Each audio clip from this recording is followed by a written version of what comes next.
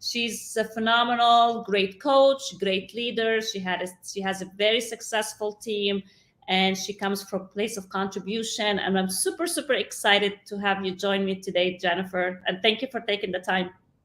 Thank you so much, Rima. I'm excited to be here. I am excited. So, Jennifer, take us a little bit back about your journey. I know you've been in the business for a while, and we all started somewhere, and that's the Mhm. main question always comes up. It's like how a person comes from nothing to have a successful team, and now you have a coaching company, and you keep growing and growing and growing. Yeah, so I've been in the business. It's coming up on, I think it's 26 years. And I, of course, started as an agent, worked as an agent for probably 10 years, maybe a little more. And then got over to the leadership side and had a very long journey. I was trying to open up a Keller Williams company, then the market crashed. And I got frustrated and I ended up becoming partners with my former partner right now. And we had J. Phillip Real Estate together. And I was with that company for about 6 years and naturally and organically grew it from 30 agents that did 30 million to 102 agents that did close to 300 million.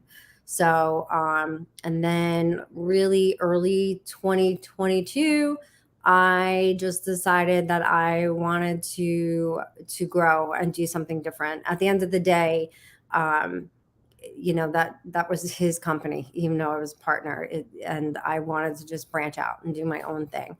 um so I don't know. I got involved with leadership a long time ago. For whatever reason, that's what lights me up. I love working with people, helping them actualize and get to the next level, and achieve their goals, and become better versions of themselves in the process. That's really what I enjoy doing. And so I always enjoyed that part of helping, buyers and sellers, because obviously home ownership is growing in your journey in life. But I just wanted to do more and work with people more on a one-on-one basis, as opposed to a transactional basis. So I think that's what kind of had me morph over into leadership. And I love it. I love everything about this industry and the people. And it's funny to be in it for so long. How long have you been in it? I've been in it for 15 years. Okay. So, hmm, For you, trying how to long think you been what in it? markets you've seen, because it's funny to see everybody just completely like, freaking out. And it's like, Right. And I get excited for this market. I am excited about this market. I mean, I've seen when I started back in 2007, early 2007, that's when the market was going right. south and Yep. everybody was walking out the doors. And I mean, it was the most amazing experience for me. Did I struggle? Yes. Did I had doubts? 100%. But Hmm. it was an exciting time. I learned so much, and here I Exactly. This is the market that is made for the fit, the people who are fit, who are ready, and who have put in the time and done what they're supposed to have been doing, not just riding the wave. And also, I'll say that it's not too late. You just have to get really serious, really committed, and you have to do the things that people haven't been doing. I mean, it really was a hot market for about 8 years. Everybody talks about just the pandemic market, but in my market anyway, couple of years, maybe 3 years, for 3 years straight prior to the pandemic, we had buyers that, it took a year for them to find a house because they would get outbid. No, agree. there was not 20 bids, it would have been just one other offer that ended up getting the deal. It didn't go over asking price in most circumstances. So it wasn't, this white hot, scorched the earth market, but it was a hot market regardless. Yeah, I mean, I remember for the longest time we've been facing multiple offers, not just the Mhm. pandemic. Yeah, it got Exactly. crazier through the pandemic, but I did not, and I don't enjoy that kind of market. It's really hard for a real estate professional to build relationships in that type of market, because you tend to have sellers think they didn't get enough, buyers think they overpaid, and just nobody's really happy.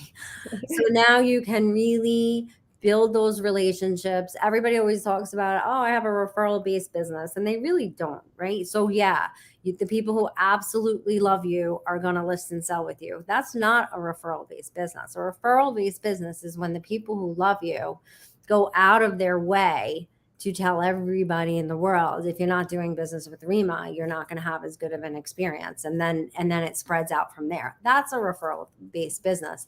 And this is the time that you can really build that, because you can deepen those relationships and really get to show your set of skills. Exactly. I totally agree. I remember in the past, like, we have to go to the basics now, which we kind of shy away from that because we were so busy, because properties were selling so fast. We put property on the market. I mean, honestly, we were not, I always say it, we were not the true real estate agents and professionals for the last 2-3 years. It was too good to be true. We had the best run of our lives. And now we have to stand out for the consumers, for our clients, for our agents as well. And it's that crazy market, that dream that we were in. It's over. Like, it's reality. It's reality. Let's go back to the basics, and let's go back to what we used to do as professionals. It's over. And what we're coming into is really, for the first time in my 26 years, where it's unprecedented. It's really difficult to predict. And we don't really know what's going to happen next. I do know the sky is not going to fall. I do think that we're going to feel a little bit of a lull, and then I think things are going to get very normalized come early next year. So I think the best thing that agents can do is just be that source, be that resource. And no, I know a lot of agents are panicking because they're like, I don't know what to say, because I don't know what's going to happen. Nobody does. I went to breakfast with a bunch of bankers the other day, some commercial lenders, some residential lenders. And when I asked them, like, so what do you think is going to happen with interest rates? What about the economy? They were all kind of like deers in headlights. And they're getting, constant knowledge on this stuff. And they didn't know exactly what to say. So you don't need to know exactly what to say. You just have to be in it, and you have to be, staying on top of whatever you can and passing that information along in real time. Nobody's expecting you to make predictions right now. Right. It's day by day market. That's what I say. Yeah. And very, very specific. Because whatever you want to, some people say we're technically in a recession. Some people say that we aren't. But you can see there is pockets of this economy that are doing really, really, really well. And then, there are definitely some people suffering. It's been crazy with the supply chain issues, and, small businesses have really taken a hit. A lot of people retired earlier than they would have normally. So it's all just sort of like shaking out, and we'll see where it goes. But I feel pretty confident in my market anyway. But I wasn't. Now, how about your market? Were you really impacted by the iBuyers? No, Yeah, not too much. And we're still busy, especially my team. We're still crushing it. Now we have to be creative with our offers. Right. Creative on kind of structuring the qualification of the buyer. There's so much flexibility now. Sellers are giving closing costs, buy down rates. There's so much creativity to be done. And the good thing is now buyers, they're not competing with 20-30 offers. They're not. They're not competing at all. We have increased days on market. I mean, it is the trend now that's going on everywhere, but that's what excites me. Like, our buyers that they were not able to find properties, now they're coming back, and we are putting them in escrow. Yeah, it's the best market that they've seen in at least 6 months. And Exactly. some relief, because I have people that go through dead leads, and there's a lot of people like, no, I'm exhausted, so just encouraging them to come back. And you see a lot of new agents coming out, and they're killing it. They're doing way more than the agents that's been in the business for a few years. Because they don't have the bad habits.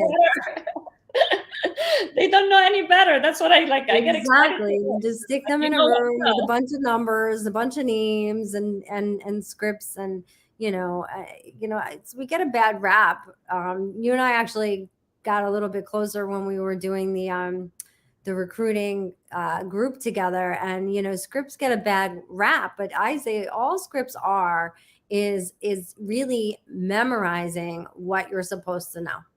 That's it, right? So that you don't have to think about when someone's talking to you, you already know the answers to most of what they're going to say. And then you can be a better listener to what's actually unique and personal to that person. Because 80 something percent, right? We're having the same conversation with different people over and over.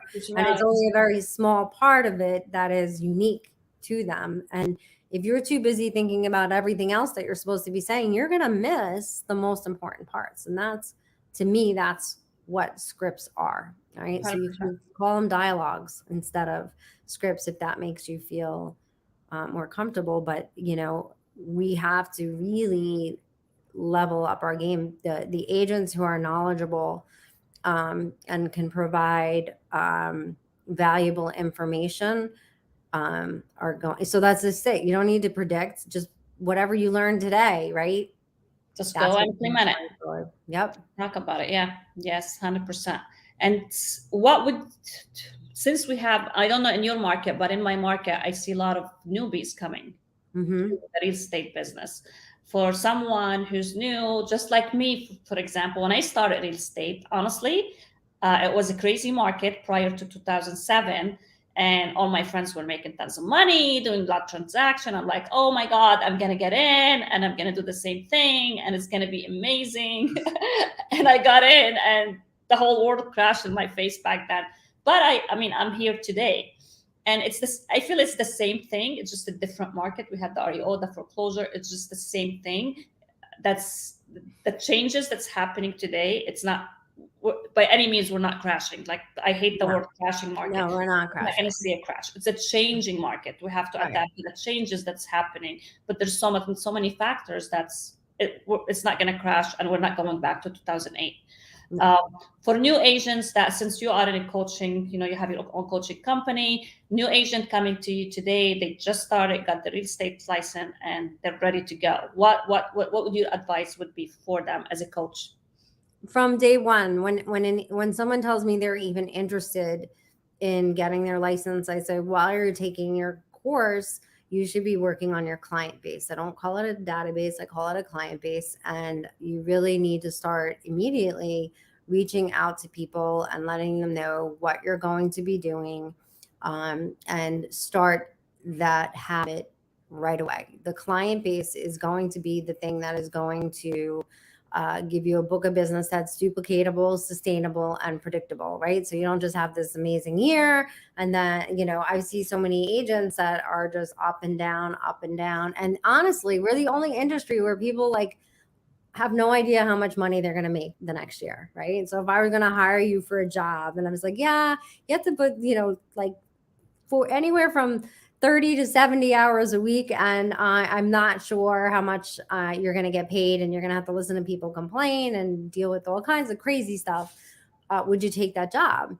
And everybody says no. And then I say, okay, well, what about if in your first year you can make $200,000 and all you have to do is work 40 hours a week and make maybe 50, 60 phone calls a day, and make sure you contact and communicate with 10 people out of those calls? Would you take that job? And everybody's like, yeah. And I'm like, well, you already have that job. So it's all about, how you structure your time. And if you don't have time for prospecting, or you hate prospecting, or you don't want to do, you're in the wrong business, period. You're in the wrong business. It is absolutely there. You're not going to be able to survive on buying a Zillow zip code. That's gone. That's not going to work for you in this market.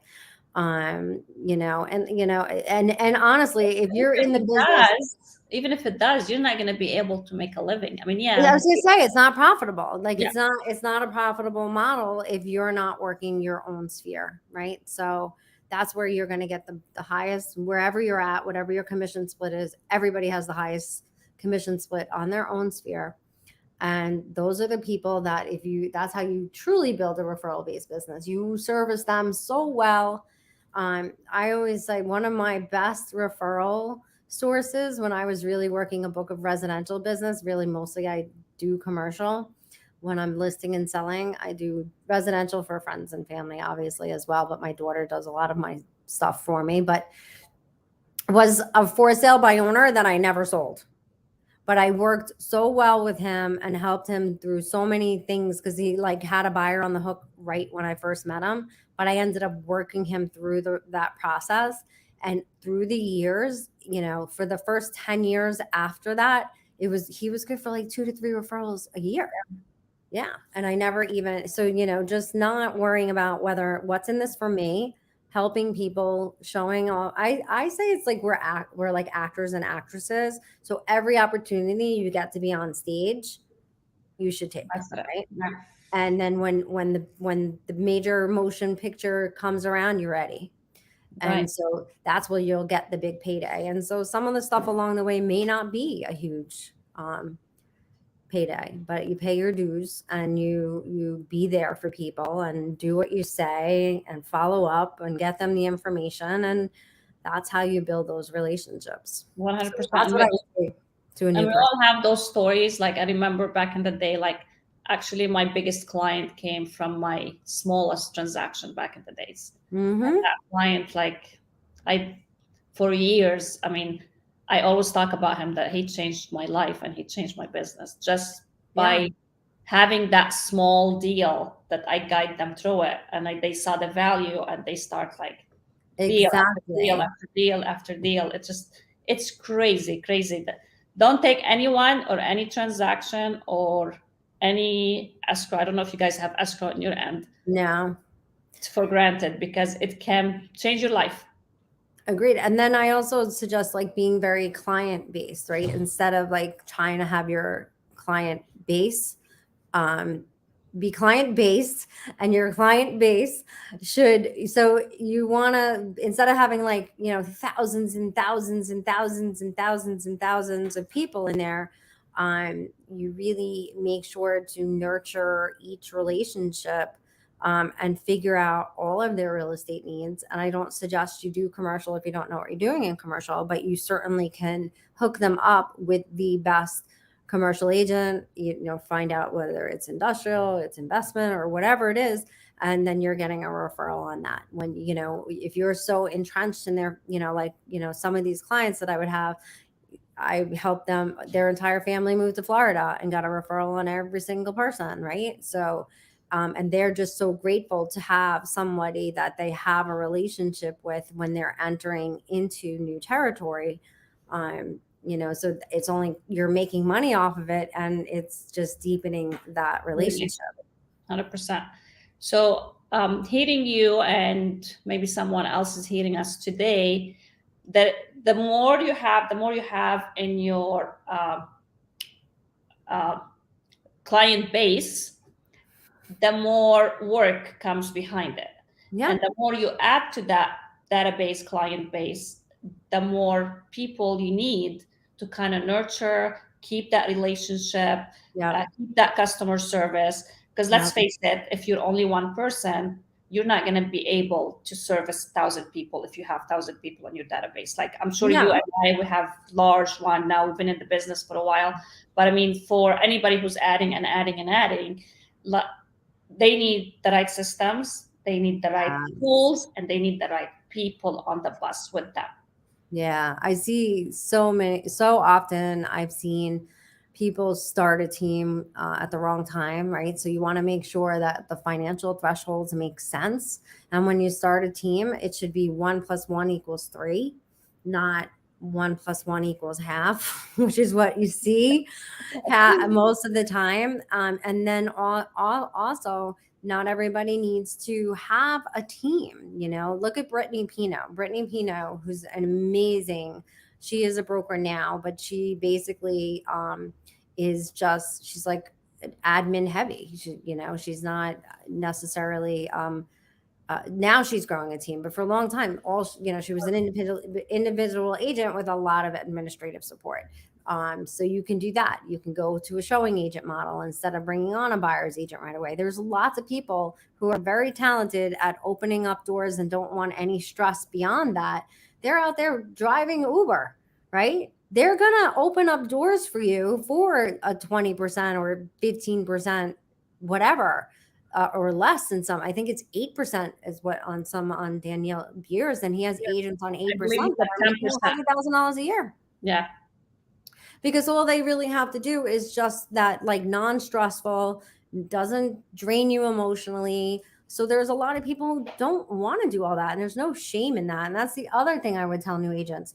There is so many positions that need to be filled and can be filled. So hopefully you get with the right team leader, the right broker, the right company that isn't like, oh, you're not going to be a top producing agent, I have no need for you, that will really evaluate you, figure out your strengths, and get you plugged in to a place that you're going to thrive.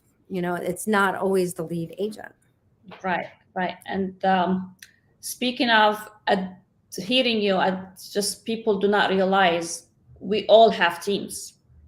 In one way or another. Yeah, whether you have a big team, a team leader, we are all team leaders within our own team, because we have our inspectors, we have our title company, our escrow company, our attorneys, that showing agent who's going to show for us, the transaction coordinator, that, the list goes on and on and on. Nobody, if you want to maintain that customer service, having that large client base, you have to have the support and the people behind it. So we're kind of like on a team with just a smaller scale. And once you kind of master that and have that customer service, the relationship, you can grow with it if you decide to have your own team or have your own organization, which is not easy, as you know. Having a team is not what everybody thinks.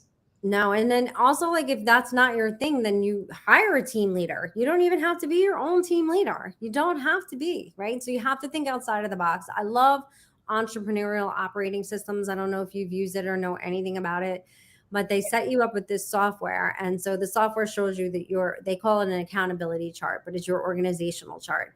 And basically, in the beginning, you're in every seat, but then at least you understand all the moving parts, because yes, from day one, you are a business owner. You're the CEO of your own company. You're the integrator. You're the visionary. You're the everything. You're the CFO. You're the COO. You're the, IT department, everything, human resources. And then as you grow, you have to, find the right people, but you might not necessarily be the right person for the team leader role or, whatever role. So really, really getting to understand and know your strengths and not go with the stigma. Like, everybody basically, you have to be this like bubbly, outgoing, kind of person to really make a lot of money in real estate. Listen, I know some number twos and some number threes that make a lot of money. And the number one person or the team leader is so grateful for those people because they don't have the strengths. Right. And they would not be able to grow without the right people in those seats. So there's a ton of opportunity. So don't just be like looking for what broker to hang your license with. Getting on a team is not a bad thing for someone that's new, and or not getting on a team, just finding what agents are out there that are producing and figure out if there's any roles within their organization that that suit your strengths. Yeah, whatever you want to go, just make sure that person, whether it's a team leader, broker, mentor, is going to be able to take it to the next level. Because absolutely, yeah, absolutely. And don't go on any team or under anybody if they're not going to provide you a minimum amount of leads. Yeah. Speaking of teams and speaking of supports, I know we spoke offline VAs, and you are very successful using VAs. Can you touch base? Wait, what's the ACE? I don't think that was me. Oh, that wasn't you? Okay. What's the ACE? That like, you don't have anybody who is not in-house doing your... virtual assistants. Yes. So I own a virtual assistant company. Oh, okay. Yeah, so my coaching company is very unique, and most of the coaching programs that I have come with virtual assistants. So we have virtual ISAs, we have virtual administrative people, we have virtual marketing people, and Which that's virtual. interesting to me because I've never been successful, even though I hired VAs. I've never been honestly successful keeping them or just making it work for me. That's Yeah, for me. And that's why I I hear like launched it. amazing team like yourself, Sani, like they have all of these VAs, like dozens of them, and it's working well for them. So just like, what am I doing wrong? Well, that's one of the reasons why I launched the company the way that we have. So it's not necessarily because I know you have a coach, because I know your I coach. have an amazing coach. So you might not necessarily need a coach, right? So you say, oh, but you have a coaching and virtual assistant company. But so the coaching could be for the virtual assistants, for the other people on your team that are going to be working with your virtual assistants, so that, they have the goal setting, they have the accountability, they have, all of the stuff that you kind of feel like, well, I hired a virtual assistant, so I didn't have to deal it. But there's always a level of training that has to be done regardless, because there are obviously experienced virtual assistants, but it's still, you use a different platform, you use different systems, you have different messaging that you want to get out there. So there's that, and it can take some time, some energy, some effort. So we sort of take that away from, we try to have a few key sessions with the team leader, and then be able to do the training to the virtual assistants without the team leader. So you don't have to be that person. And then we're doing the weekly meetings and the accountability and helping to set, their goals, the number of calls or whatever task it is that they're doing. So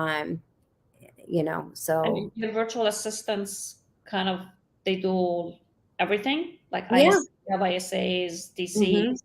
Tech, marketing, we have like a whole, whatever it is that you really need. And we also have an amazing trainer, which makes a big difference. So um And that's your own company, Jen, right? yeah, yep. How long you had that company? It's about 8 months now.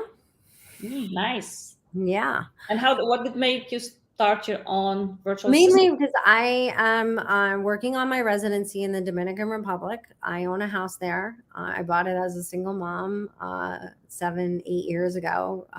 It was like a big deal for That's me. awesome. Yeah, Congratulations. thank you. And so um, really just wanting to get, like I said, I sort of wanted to branch out and do my own thing, and that's what lights me on fire. I love like growing and building things, but I kind of then want to move on, right? So being able to do that's perfect for helping people grow. I'm actually going to add recruiting to it too, because I love doing that as well. So like I can do that remotely for people throughout the whole world, as long as it's somebody who I have to believe in you as a leader, and I have to know that people are going to thrive under you, and then I can recruit really well. I'm not going to just recruit for anybody, right? So I wanted to create a business that I could do remotely and I could do anywhere in the world. So, and EXP has that kind of model too, so I can be very fluid and not have to redo everything in anywhere I want to be. So When did that's you it. make the switch, by the way? I'm sorry. When did you make the switch to EXP? June. June. Okay. Yeah. Recent. Yeah. So yeah. So that was the reason why, because that's really my passion and what I enjoy. I mean, after the real estate 26 years, um, it was time to just. Obviously, it's still real estate, but it's just different, and that's part of the job that I love the most. That's the part of the career that I love the most. So now I get to do it, and I also get I like the new. I'm like that with everything. Like owns a consignment boutique, and it's great because now I have some place, because I don't wear my clothes a million times, 'cause it's new. It's just Like, me. Yeah. So, it's fun. It's always different. It's always a different challenge. That's why I liked commercial as well, because every day in commercial is completely different. I mean, every day is different in real estate too. Yes. But if you're in one area, you have mostly the same kind of houses and whatnot. And there's not, there's like a certain set of challenges. And of course, a new market is exciting. Like I love how you're excited, because it's like you get a little, like it's the same same old, right? And we saw the same market for years. It was, we were spoiled. Mm-hmm. So that's good and exciting. But I wanted to do something a little different. So I launched the company, and I'm able to do it from wherever. So thanks to most people being very comfortable getting on a video conference. Yeah. I mean, that's the beauty what happened through COVID. It made us do this that wasn't kind of there before. And that's the other thing. Like, if you haven't had a virtual assistant since the pandemic, you might be like, you might have just not, like, it's hard to, a lot of people struggle with communication if it's not in person. A lot of people, that might have been it. You might not have that same issue because you were forced to. Yeah. And, keep going in this business, you have to get. Yeah. But the time difference can be frustrating. And whatnot. I struggle with it myself on occasion, but I also don't have my own team leader for my own virtual assistants. I need to call and be like, hey, we need to do this for me. So that I'm not the one that has to be wrangling them and getting them, on track and all of that stuff. So it's fun to do for other people, but it's not so fun to do for yourself. Does that make sense? That's why we have our coaches, even though that's why we have our coaches as well. And that's the thing too. Like, you need someone now more than ever to get you to the next level. Absolutely. And that's the other thing, telling you, agent, get a coach. Just get the coach. You'll make more money in your first year, no matter what. I guarantee you, if you have a coach. 100%. And that may be your broker. That may come with the brokerage that you're with. If you're going to one of these really high split companies that don't really provide anything, just make sure that you take that money and you invest it in a coach. I totally agree. Last thoughts before we break away? Let's see. I just love watching you. You have flourished so much it's a year now. I think we met at Mastermind, or we didn't meet at Mastermind, but wondered why we didn't. And we were there, and then we going this time. I'll be there. Yes. And just watching you, you've really flourished and just boom. So I love watching it. It's honestly, I owe it a lot to coaching, like being with John Chaplak's community. Like, it's been a blessing. And always. Absolutely. So, and it forces us to be coaching with Sunit now. Are you with Sunit now? Yeah, I'm with Bill Pipes. Yeah. They're all amazing. So it is amazing. And then, like you said, the access to all these amazing all of them. Yeah. So this is my year. So next year you're going to be saying that to me. Let's go. And it's just me, and I love it. Like, it's me, and I get to make the decisions and do what I need to do, and it's about time. So I'm excited. Well, I'm excited for you, and I'm excited to keep seeing you grow and flourish, and I'll see you in September. All right. Sounds good. Thank you so much for having me on. Inviting me. Appreciate it. Bye.